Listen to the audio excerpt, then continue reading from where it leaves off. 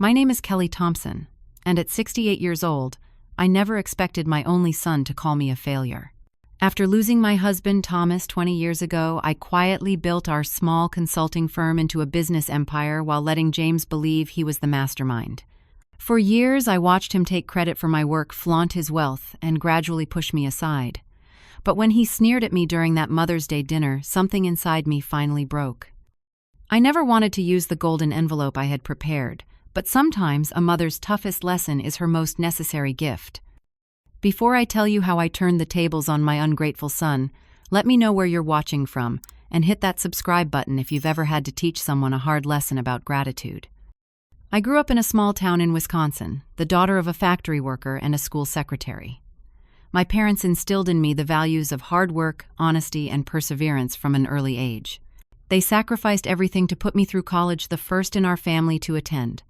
That's where I met Thomas Thompson during my sophomore year. Thomas was studying business, and I was pursuing accounting. We met in an economics class where we were paired for a semester project. He had this infectious enthusiasm about entrepreneurship that captivated me. While other students were planning for corporate careers, Thomas would talk for hours about building something from nothing, creating jobs, and leaving a legacy. I fell in love with his vision as much as with him. We married right after graduation in the summer of 1979. With student loans to pay and barely any savings, we rented a tiny apartment and both took corporate jobs. But every evening we would work on our dream of starting a business together. Thomas had a natural talent for seeing market opportunities, and I had a head for numbers and organization. We complemented each other perfectly. By 1984, we had saved enough to take the leap. Thomas quit his job, and we launched Thompson Consulting from our apartment's spare bedroom. The first 2 years were brutal. We lived on my salary while pouring everything else into the business. Many nights I found Thomas asleep at his desk surrounded by proposal drafts and marketing plans. But slowly, clients started coming in. Thomas had a gift for building relationships and solving complex problems for businesses. Then, in 1986, our greatest blessing arrived. Our son James. I can still remember holding him for the first time, this tiny, perfect being with Thomas's blue eyes and determined chin. We both agreed that one of us needed to be present for him, and since Thomas was the face of our growing business, I made the choice to step back professionally. It wasn't easy. I had helped build our company from nothing, and suddenly I was changing diapers and managing our household while Thomas's career soared. But I didn't resent it. I worked remotely doing the books and operations planning during nap times. Thomas and I were still partners, just with different roles. Every evening he would come home and tell me about client meetings and business challenges, and we would strategize together while James played at our feet. As James grew, I made sure he knew the value of hard work. Thomas and I agreed we wouldn't raise a child who felt entitled to the fruits of our labor. By the time James was 10, our business had grown to 30 employees and moved into real offices downtown. We could afford a comfortable house in a good school district and family vacations, but we lived well below our means, saving and investing for the future. James was 13 when he started showing interest in the business. Thomas would bring him to the office on weekends, showing him around with such pride. I remember how James would sit in Thomas's chair, swiveling back and forth, declaring that someday he would have an even bigger office. Thomas and I would exchange smiles over his head, both of us, ready to guide him when the time came. But life doesn't always follow our plans. Thomas was just 45 when he collapsed during a morning jog. A massive heart attack, the doctors said. Nothing could have been done. James was only 15, and overnight, I became both a widow and the sole owner of a business I had been managing from the shadows for years. The grief was overwhelming. I lost my husband, my best friend, my partner in everything. James lost his father and his hero. For weeks we moved through our days in a fog of loss. James would come into my room at night, and we would cry together, sharing memories of Thomas and the emptiness he left behind. Amid my grief, I had to take over the business completely. Many of our clients had worked directly with Thomas, and there were whispers about whether the company could survive without him. I didn't have time to mourn properly. By day, I ran Thompson Consulting, stepping into meetings where clients looked disappointed to see me instead of Thomas. By night, I tried to be both parents to a teenage boy drowning in his own grief. James surprised me during that first year. Despite his pain, he stepped up at home, taking on chores without being asked and excelling at school. When he told me he wanted to study business like his father, I felt a bittersweet pride. I made Thomas a silent promise that night, as I stared at his photo on my nightstand. I would build this company into something amazing for our son to inherit. I would secure James's future no matter what it took. James graduated high school with honors and was accepted to Wharton, his father's alma mater. I was bursting with pride the day we dropped him off at the dorm. The business was thriving under my leadership, having doubled in size since Thomas's passing. I had diversified our services and expanded into new markets, working 16-hour days while still making time to call James every Sunday. The first signs of change were subtle. During his sophomore year, James started questioning my business decisions during our calls. Why was I still using the same accounting system? Why hadn't I invested in emerging markets? His tone carried an edge of condescension that I brushed off as youthful enthusiasm. When he came home for summer break, he brought stacks of business books and spent hours critiquing our company website and marketing materials. I welcomed his input, thinking this was his way of connecting with his father's legacy. I even implemented some of his suggestions, which were actually quite good. He had inherited Thomas's instinct for business after all. James graduated with honors and announced he wanted to join the company immediately rather than getting experience elsewhere first. I was thrilled but also cautious. I suggested he start in sales to learn the business from the ground up, as Thomas had always planned. James had other ideas. "Mom, no offense, but the company needs modernization, not tradition," he said during a tense dinner conversation. "Dad built this company 20 years ago. Times have changed." I reminded him gently that I had been running the company successfully for 7 years since his father's death, but he waved this away. "You've been maintaining what Dad built. I want to grow it to its full potential." His words stung, but I told myself this was natural for a 22-year-old eager to prove himself. I created a position for him as Director of Strategic Development, reporting directly to me but with considerable autonomy. Within 6 months, James had hired 3 of his college friends into senior positions, bypassing loyal employees who had been with us for years. When I questioned this, he explained they had fresh perspectives and cutting-edge skills. 2 of these friends, Patrick and William, treated me with thinly veiled condescension during meetings, often interrupting me or explaining basic business concepts as if I hadn't been running a successful company for years. It was during this period that I noticed James starting to refer to the business as my company in client meetings. He began excluding me from key decisions, scheduling meetings when he knew I had other commitments. When I confronted him, he accused me of micromanaging and not trusting him. To keep peace, I backed off a little, but something felt increasingly wrong. Around this time, James met Allison at a charity gala. I had been too busy to attend. She came from old money with a father who owned a chain of luxury car dealerships and a mother who chaired several prestigious charity boards. The first time James brought her to dinner at my house, she looked around with barely concealed disapproval, asking if I had ever considered updating the decor. My simple, comfortable home, that had been filled with love and memories, suddenly felt inadequate through her eyes. Their relationship progressed quickly. Within 6 months, James announced they were engaged. Allison wanted a large wedding at her parents' country club, and James agreed without consulting me about our family traditions. The wedding planning excluded me at every turn. Allison and her mother Diane made all the decisions, and my suggestions were politely acknowledged, then ignored. During the rehearsal dinner, I overheard Allison's father, Harold, asking James when he planned to completely take over the company from me. "Kelly's had a good run," he said, "but it's a young man's game now." James didn't defend me. He simply nodded and said, "Sooner than she thinks." That night, I called Sandra Williams, the lawyer who had been handling our business affairs since Thomas's days. I explained my concerns and asked about my legal position as the company owner. Sandra was alarmed by what she heard. "Kelly Thomas left everything to you, not James. The company is yours. James has no legal claim to it yet," she explained. "But if you've been allowing him to act as if he's the owner, we need to protect you." Over the next few weeks, Sandra helped me create a complex holding structure that maintained my ownership while allowing James to think he was gaining control. I didn't want to take the company from him. I just wanted to ensure he couldn't push me out of what Thomas and I had built together. After the wedding, James and Allison bought a mansion in the most exclusive neighborhood in town. When I asked about the cost, James vaguely mentioned investment income and changed the subject. I later discovered he had given himself a substantial raise and bonus, without board approval, something that was technically within his growing authority but ethically questionable. Family dinners became monthly obligations filled with subtle digs. Allison would comment on my quaint clothes or simple tastes. Her parents, who had moved to town to be closer to the couple, treated me like an elderly relative who needed to be humored. Harold would pat my hand and say things like, "Don't worry about the business talk, Kelly. James has it all under control."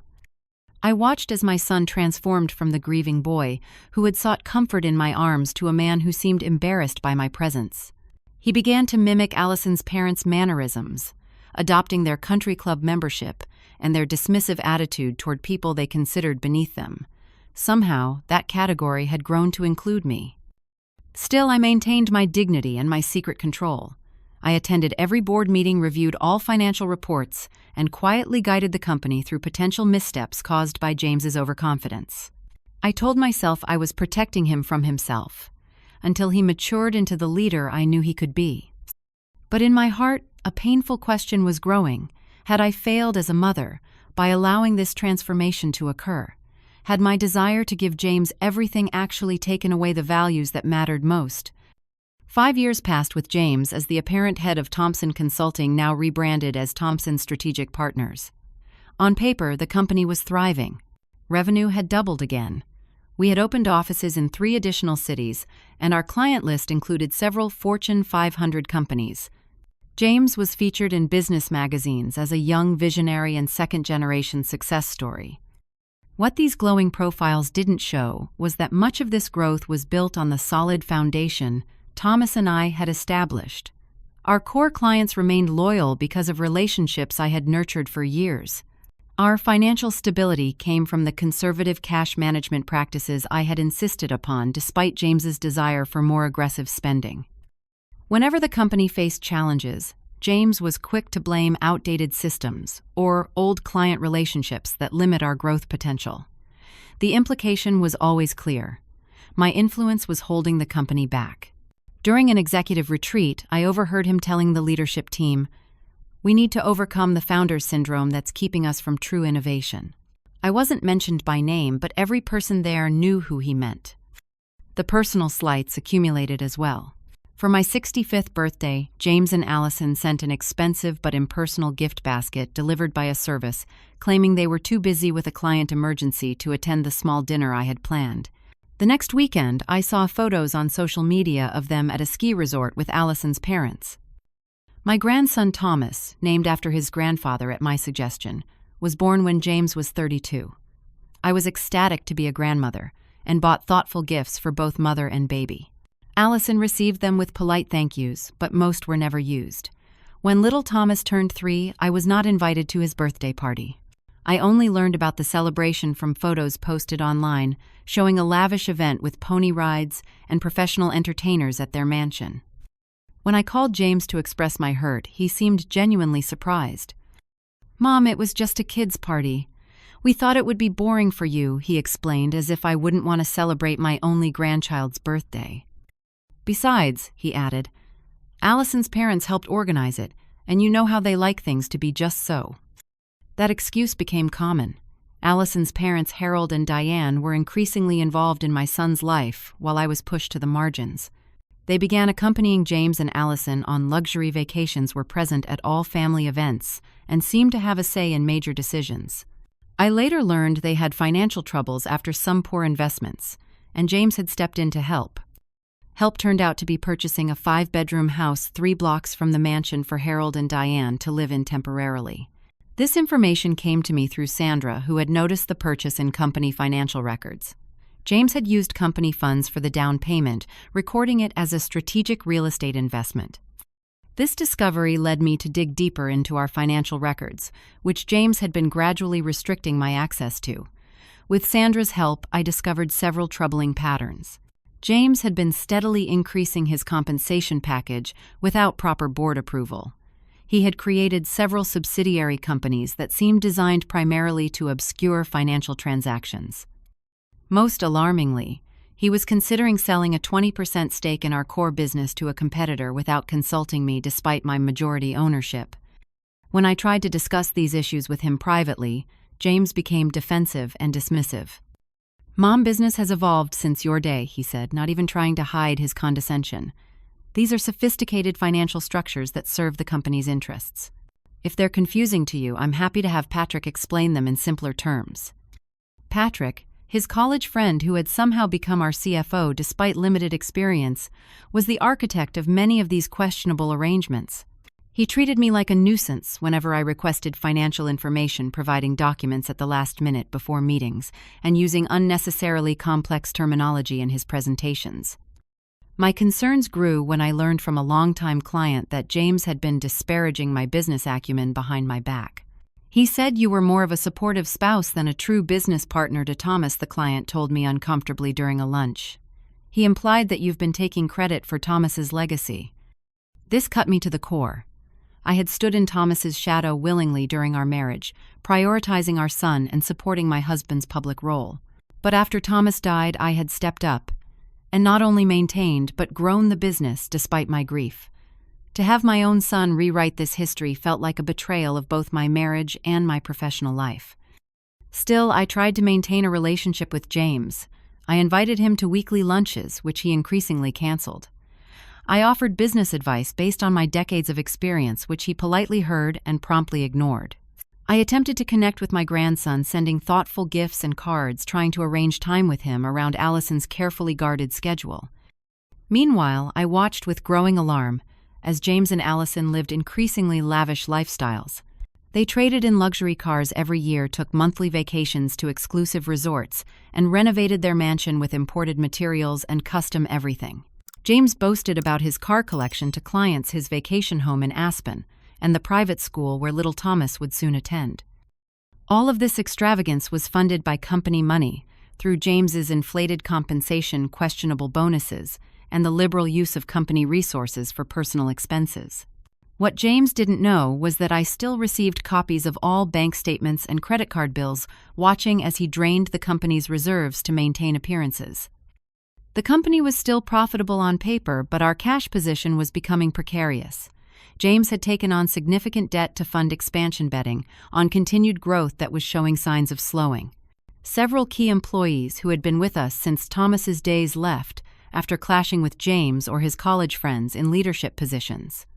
Client retention was beginning to slip as the personal touch that had distinguished our services was replaced by flashy presentations and aggressive upselling. I realized with growing dread that intervention wasn't just necessary to reclaim my place in the company. It was essential to save the business itself from my son's mismanagement. The legacy that Thomas and I had built, that I had preserved for James, was at risk of collapse under the weight of his entitlement and poor judgment. The question was no longer whether to act, but how and when. As painful as it would be, I needed to reassert control before James destroyed everything. I began working with Sandra to document all the financial irregularities and prepare for what might become a difficult confrontation. "Are you sure you want to do this?" Sandra asked me during one of our confidential meetings. "This could permanently damage your relationship with your son." I looked at the photos on my desk. Thomas holding baby James on the day we brought him home. James at his college graduation, still looking at me with respect and love. The family we had been before money and status corrupted the values we had tried to instill. "The relationship is already damaged," I said quietly. "At least this way there might be something left to save, both the business and my son." Mother's Day arrived with a text message from James asking if I was free for dinner. I was surprised and touched, thinking perhaps he had remembered the importance of the day. My hope dimmed when I read the next line: "Allison thinks we should get together. Her parents will be there too." Still, I accepted gratefully. Any opportunity to spend time with my son and grandson was precious, regardless of the circumstances. I spent the morning choosing thoughtful gifts.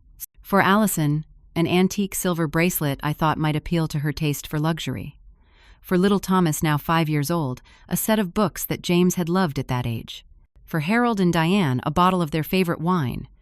And for James, something special. Years ago, Thomas had given me a gold pocket watch engraved with the words, "Time spent building dreams together is never wasted." It had been his father's, and Thomas had carried it to every important business meeting for luck. After his death, I had kept it in my jewelry box, waiting for the right moment to pass it on to James. Despite everything I thought, perhaps this symbol of his father's legacy might remind James of what truly mattered. I dressed carefully in a blue dress that Thomas had always loved, arranged the gifts in a basket, and drove to their mansion with a hopeful heart. The sprawling property with its manicured lawns and circular driveway always made me feel small.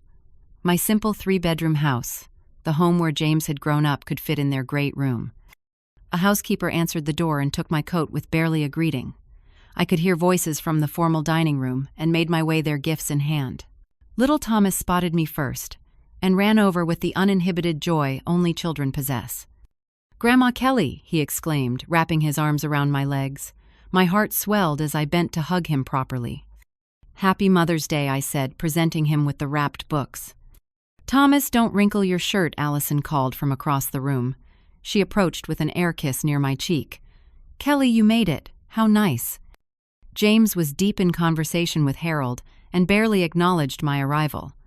Diane offered a perfunctory greeting before returning to what seemed to be an animated discussion about their upcoming cruise.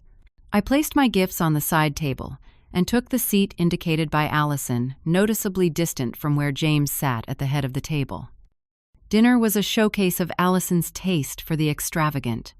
Course after course of elaborate food served on china that probably cost more than my monthly mortgage. The conversation flowed around me, focusing on country club politics, Harold and Diane's travel plans, and little Thomas's acceptance into an exclusive kindergarten program. I tried repeatedly to engage, asking James about recent business developments and inquiring after Allison's charity work. Each attempt was met with brief, surface-level responses before the conversation shifted back to topics that excluded me. Little Thomas was the only bright spot, chattering happily about his new toys and occasionally slipping away from his mother's watchful eye to show me something. As dessert was served, I presented my gifts. Allison admired the bracelet with surprise that seemed genuine, commenting that it was actually quite lovely. Harold and Diane appreciated the wine. Little Thomas was delighted with the books, especially when I told him they had been his father's favorites. Finally, I handed James the small box containing the pocket watch. He opened it with mild curiosity that turned to recognition. "This was Grandpa's, right? Dad used to carry it." "Yes," I said, emotion making my voice soft. "Your father believed it brought him luck in business. He wanted you to have it someday." James examined it briefly, then closed the box and set it aside without putting the watch on or reading the inscription. "Thanks, Mom. That's thoughtful." Harold jumped in immediately. "Speaking of business, James was just telling us about his modernization plans. Quite impressive." James straightened in his chair, clearly eager to change the subject. "Yes, we're making some big moves. The company needs to shed its outdated image and embrace the future." "What outdated image?" I asked, genuinely curious. The company had always prided itself on combining traditional values with innovative solutions. James exchanged a look with Allison before continuing.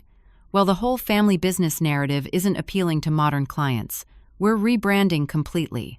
New name, new logo, new corporate history." He paused, then added, "Thompson Strategic Partners will become Apex Consulting Group by next quarter." I felt as if someone had punched me in the stomach. "You're removing the Thompson name, your father's name."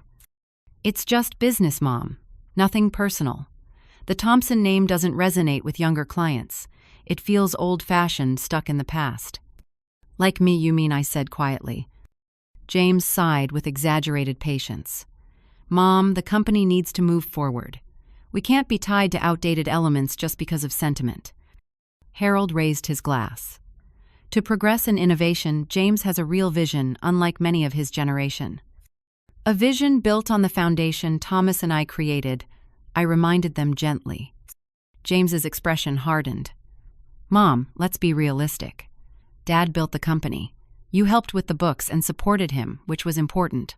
But this notion that you were some kind of business genius behind the scenes is revisionist history." The room fell silent. Even Allison looked uncomfortable. "James the First," began my voice steady despite my racing heart. "I ran that company successfully for 7 years after your father died. I doubled its size and profitability before you even graduated college." He scoffed. "You maintained what Dad built during a market upswing. Let's not pretend it was more than that." Harold chuckled. "No offense, Kelly, but business is a man's domain.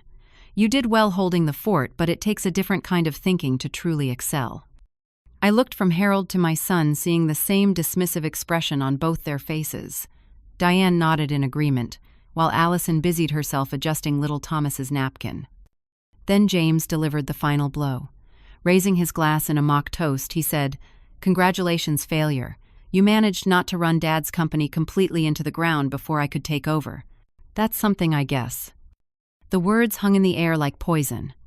Failure. My own son had just called me a failure on Mother's Day in front of his family. 50 years of hard work, sacrifice, and unconditional love reduced to that one cruel word. In that moment, something broke inside me. Not just my heart, though, that shattered too, but the last restraint that had kept me from taking action. I had protected James from the consequences of his actions out of maternal love. I had allowed his misconceptions out of a desire to preserve our relationship.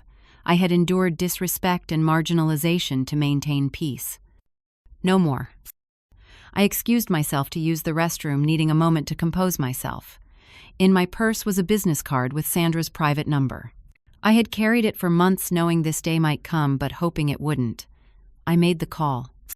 "It's time," I said simply. "Activate everything we discussed." Sandra's voice was calm, but concerned. "Are you absolutely sure, Kelly?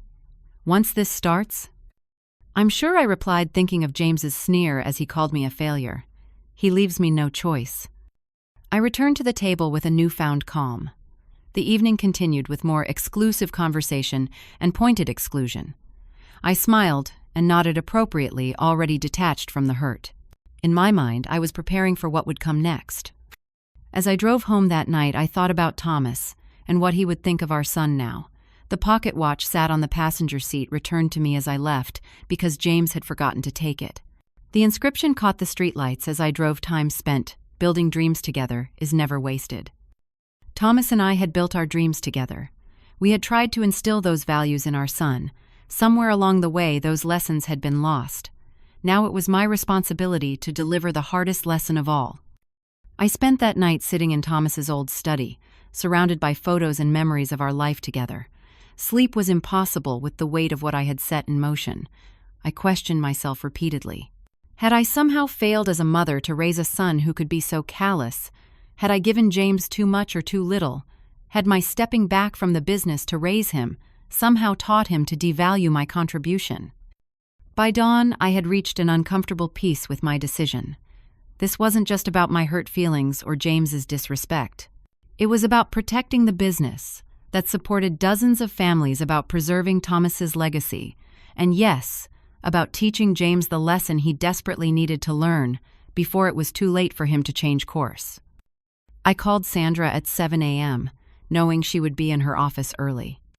"Are you still certain?" she asked immediately. "Yes," I replied. "What's the situation?" Sandra's voice took on its professional tone. "I filed all the paperwork electronically last night after your call. The audit team will arrive at company headquarters at 9 a.m. The bank freezes will take effect when the first transaction is attempted this morning. The property notices have been prepared and will be delivered by courier today. The board members have been notified of the emergency meeting tomorrow. And the legal notifications for James. All prepared in the envelope as you requested, gold as specified." The symbolism wasn't subtle, but I wanted James to understand the gravity of the moment. Gold for the value of what he had been given, and had failed to appreciate. "What about the evidence of financial improprieties?" I asked. "Documented and included.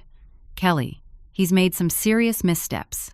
The personal use of company funds alone could have legal consequences beyond losing control of the business." I closed my eyes, absorbing this. I don't want to pursue criminal charges unless absolutely necessary. He's still my son. Understood.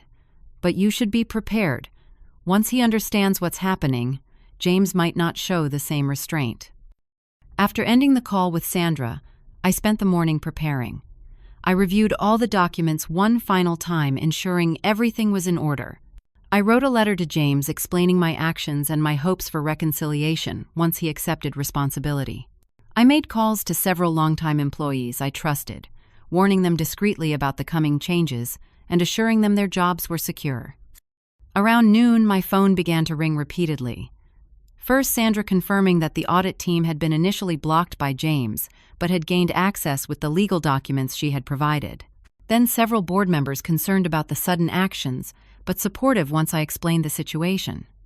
Finally, Allison's number appeared on my screen. I let it go to voicemail. Her message was tense and confused. "Kelly, what's going on? James just called completely frantic about some auditors and frozen accounts. He said you're behind this. Please call us immediately to straighten out this misunderstanding." It wasn't a misunderstanding, but I wasn't ready to engage with Allison yet. This needed to happen face to face. I spent the afternoon in quiet preparation, both practical and emotional. I selected a conservative but elegant pantsuit that Thomas had always said gave me an air of authority. I reviewed my talking points and anticipated James's likely responses. I reminded myself of all the evidence that had led to this moment, strengthening my resolve whenever doubt crept in. At 4 p.m., I texted James directly. "We need to talk. I'll come to your house at 6. Please make sure Allison and her parents are there as well." His response came immediately. "What the hell is going on? The company accounts are frozen. There are auditors everywhere." I replied simply, "We'll discuss everything at 6. The 3 hours between Sandra's first call and my departure for James's house were some of the longest of my life. I alternated between certainty that I was doing the right thing and crushing doubt. What mother orchestrates her son's downfall? But then I would remember his face as he called me a failure, the years of dismissal and disrespect, the company being drained to fund his pretensions, and my resolve would harden again. At 5:30, Sandra called one last time. "The golden envelope is ready. The courier will meet you there." "No," I decided suddenly. "I'll take it myself. This shouldn't be delivered by a stranger." "Are you sure that's wise? His reaction might be volatile." "He's my son, Sandra. No matter what he's done, I need to be the one to do this." I drove to James's mansion, slowly using the time to center myself. The weight of the golden envelope on the passenger seat seemed to grow with each mile.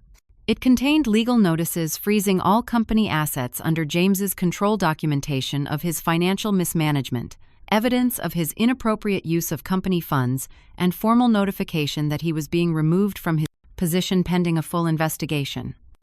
It also contained a personal note from me expressing my profound disappointment but also my enduring love. No matter what James had done, he was still the baby I had held in my arms, the boy who had cried in my lap after his father died, the young man who had once looked at me with respect and affection. If there was any path back to that relationship, I wanted to preserve it, even as I took necessary action. As I pulled into the circular driveway of the mansion that company money had bought, I took one final moment to prepare myself. This would be one of the hardest things I'd ever done. But as Thomas used to say when faced with difficult business decisions, doing the right thing and doing the easy thing are rarely the same. With the golden envelope in hand, I walked to the door of my son's house, ready to deliver both justice and its hardest lesson. The housekeeper opened the door with a wary expression, clearly aware that something significant was happening. The tension in the house was palpable, hanging in the air like an approaching storm. She led me to the formal living room where James, Allison, and her parents were waiting. All conversation stopped when I entered. James stood near the fireplace, his posture rigid with barely contained fury. Allison sat perched on the edge of an ornate sofa, her usual composed demeanor fracturing with anxiety. Harold and Diane huddled together on the love seat, exchanging worried glances. Little Thomas thankfully was nowhere to be seen, probably upstairs with a nanny. "What have you done?" James demanded, before I could even sit down. His face was flushed, his carefully cultivated executive image crumbling under stress. "Please, let's all sit and discuss this calmly," I said, taking a seat in an armchair that positioned me facing all of them. I placed the golden envelope on the coffee table, but kept my hand resting lightly on it. "Calmly, you've frozen all the company accounts. There are auditors going through everything. The board is calling me, demanding explanations." James remained standing, looming over me in what I recognized as an attempt at intimidation. "James, sit down." My voice was quiet but carried an authority I hadn't used with him since he was a teenager. Perhaps hearing the mother who had once grounded him for lying, he reluctantly sat beside Allison. "There seems to be some kind of terrible misunderstanding," Allison began, her voice artificially soothing. "Whatever concerns you have about the company, surely we can address them as a family without all this disruption." Harold leaned forward, adopting the condescending tone he typically used with me. "Kelly, business matters can be complicated. Perhaps you've misinterpreted something and overreacted. James has everything under control at the company." "Does he?" I asked mildly. "Is that why the cash reserves that should be at $12 million are down to under $2 million? Is that why 3 major clients have quietly begun shifting their business to competitors? Is that why the company has taken on $8 million in debt to finance expansion that isn't generating adequate returns?" James's face paled slightly. He hadn't realized I was still monitoring the financial statements so closely. "Every business has ups and downs," he said dismissively. "We're in an investment phase. The returns will come." "And the house Allison's parents are living in. Was that a business investment too, purchased with company funds without board approval?" Harold shifted uncomfortably. "That arrangement was temporary. We've had some cash flow issues with our own business. The 6 luxury cars registered to the company but used exclusively by your family. The vacation home in Aspen listed as a corporate retreat despite being used only by you. The private school tuition for Thomas coded as educational consulting expenses. Are these all strategic investments as well?" I kept my voice level, stating facts rather than accusations. Allison turned to James, confusion and alarm in her expression.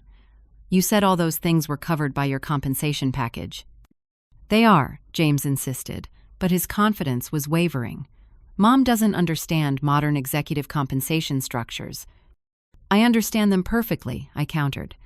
"I also understand fraud when I see it." The word hung in the air like a thunderclap. Fraud was not just a breach of trust, it was potentially criminal.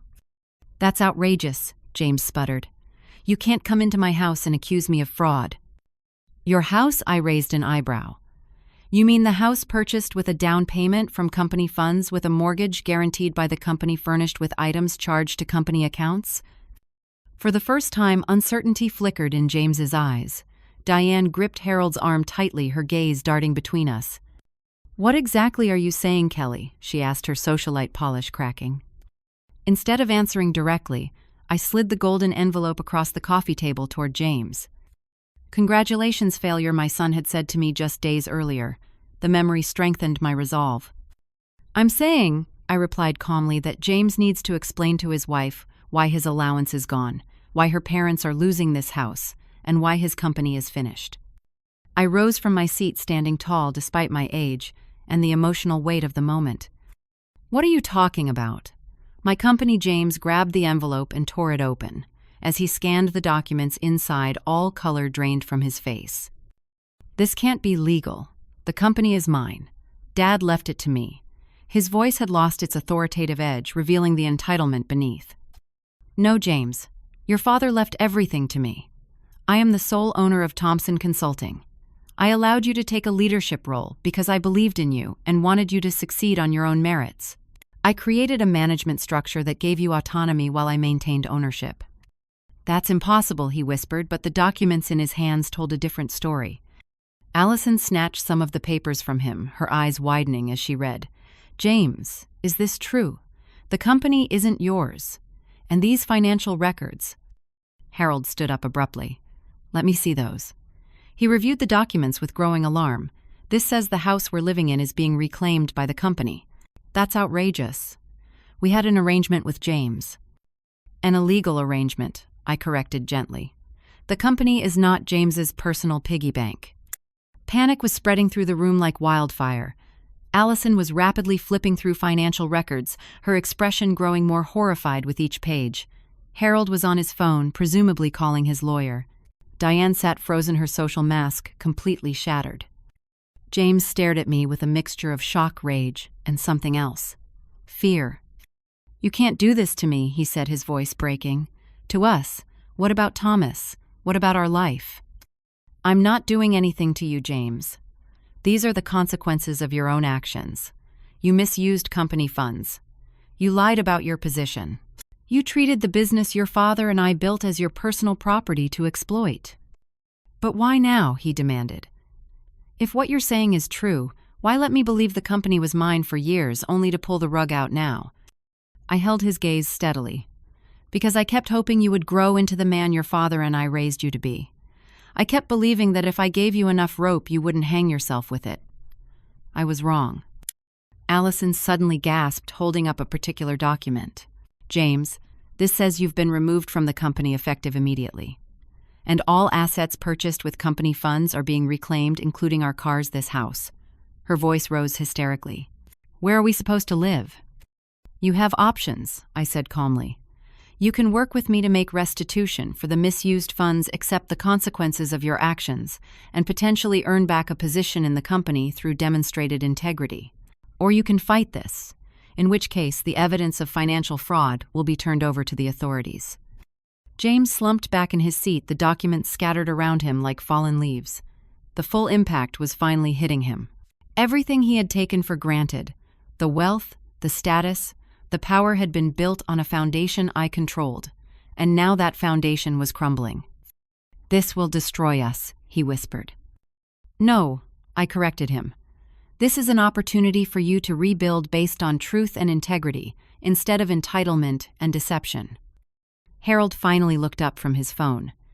My lawyer says we need to understand our legal position before discussing this further. A wise approach, I agreed.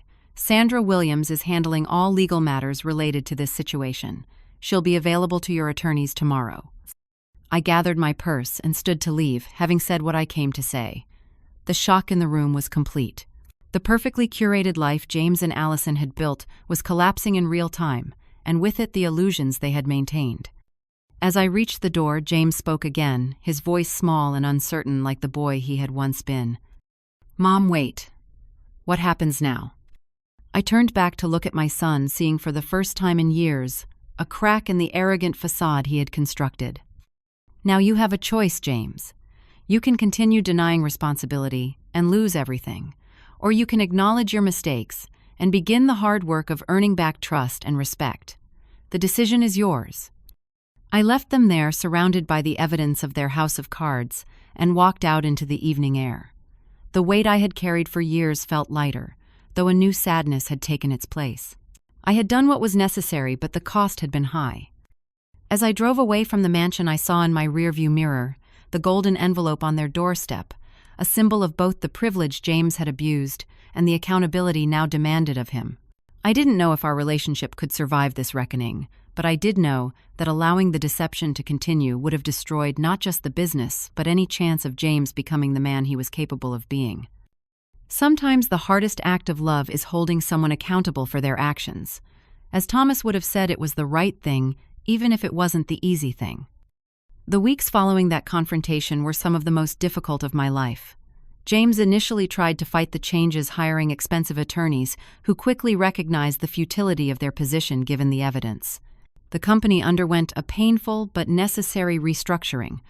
I stepped back into my role as CEO, though the title had never officially left me. I received a tearful call from Allison 3 days after the confrontation. Their credit cards had been declined at dinner. Reality was setting in. "How could you do this to us?" she demanded, her voice breaking. "To your own grandson." "I've set up a reasonable allowance for essential expenses," I explained calmly, "and Thomas's education is secured in a trust. This isn't about punishing him." "James is devastated," she continued. "He's barely getting out of bed." "I understand this is difficult," I acknowledged. "When he's ready to talk constructively about moving forward, I'm here." That conversation came sooner than I expected. 1 week later, James appeared at my door unshaven and without the designer clothes and expensive watch that had become his uniform. He looked younger, somehow stripped of the trappings of wealth, and vulnerable in a way I hadn't seen since his father died. "Can we talk?" he asked simply. We sat in the kitchen where I had made him countless meals where he had done homework, while I prepared dinner where our family had shared both ordinary moments and significant milestones. The familiar setting seemed to soften something in him. "I don't know where to begin," he admitted, after a long silence. The beginning is usually a good place, I suggested gently. For the next 3 hours, we talked more honestly than we had in years. James spoke of the pressure he'd felt trying to live up to his father's legacy, how he'd interpreted my stepping back from the business during his childhood as evidence that women weren't meant to lead companies. He described how Harold's influence had shaped his views on success and status, how Allison's expectations had pushed him to project an image of wealth beyond what he could legitimately afford. I started believing my own lies, he confessed. That I had built everything myself, that I deserved whatever I wanted, that rules didn't apply to me because I was special. I listened without interrupting, recognizing both the selfishness in his choices and the insecurity behind them. When he finally fell silent, I shared my own perspective. I let you believe what was convenient, I acknowledged. I stayed in the background because I thought it would help you build confidence. I didn't correct people who assumed Thomas built the business alone because it seemed unimportant compared to preserving his memory for you. I enabled the very misconceptions that eventually turned you against me. Why didn't you ever tell me the truth?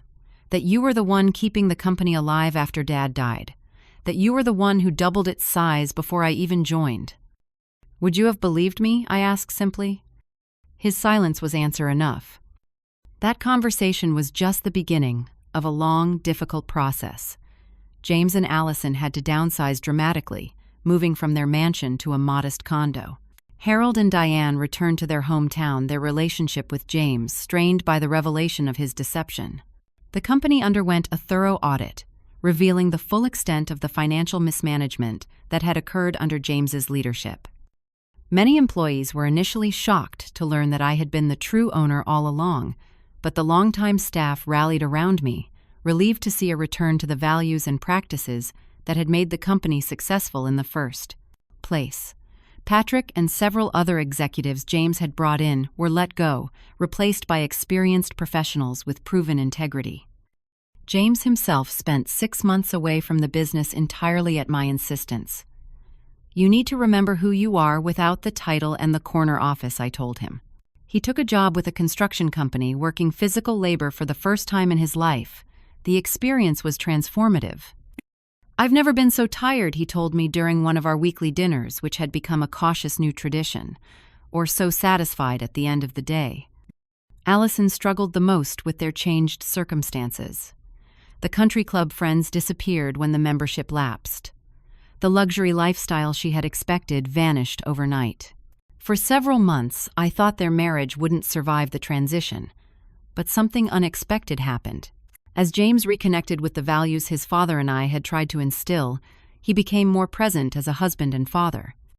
Slowly, Allison began to appreciate this version of my son over the status-seeking man she had married.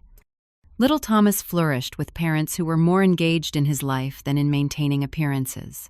I found myself invited to soccer games and school events, no longer an afterthought but an honored grandmother. The joy of rebuilding that relationship helped heal the wounds of the past years. After those 6 months, I offered James a position back in the company, starting in sales, just as his father had done, with no special treatment. To his credit, he accepted working harder than anyone to prove himself based on merit rather than entitlement.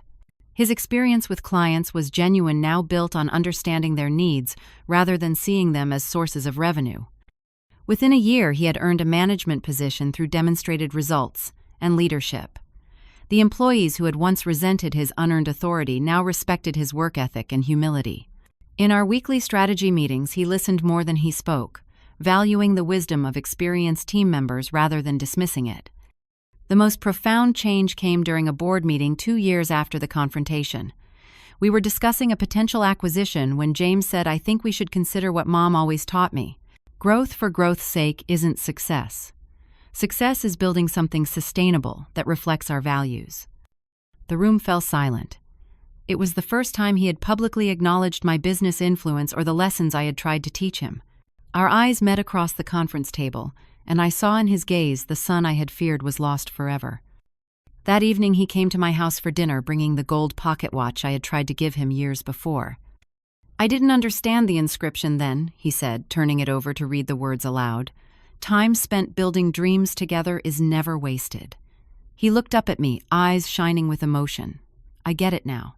You and Dad built something beautiful together, something I nearly destroyed because I couldn't see past my own ego. He placed the watch on the table between us. I haven't earned this yet, but I'm working on becoming the kind of man who deserves to carry it. In that moment, I realized that the painful lesson I had delivered had achieved what I'd hoped for all along. Not punishment or revenge, but growth and redemption. The company continues to thrive now with James as a contributing leader rather than an entitled figurehead. We retained the Thompson name, honoring both Thomas's legacy and my own contributions. Most importantly, we rebuilt our family on a foundation of truth, respect, and genuine love, rather than obligation and appearances. I learned through this journey that enabling someone's worst instincts is never an act of love, no matter how well-intentioned. True love has the courage to allow natural consequences and hold even those dearest to us accountable. The hardest boundaries to set are often the most necessary ones.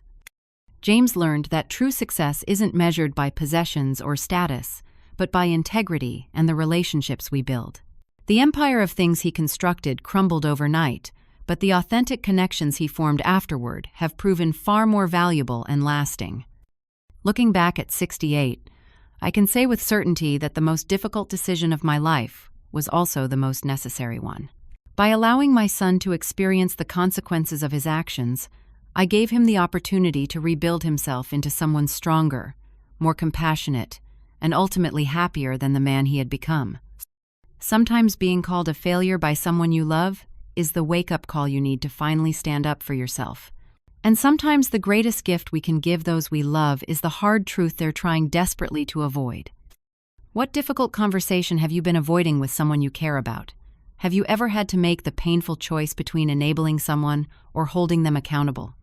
Share your experiences in the comments below, and don't forget to like and subscribe if this story resonated with you. Remember, sometimes the hardest acts of love are the ones that don't feel like love at all until much later. Thank you for listening to my story, and may you find the courage to face your own difficult truths with the same grace.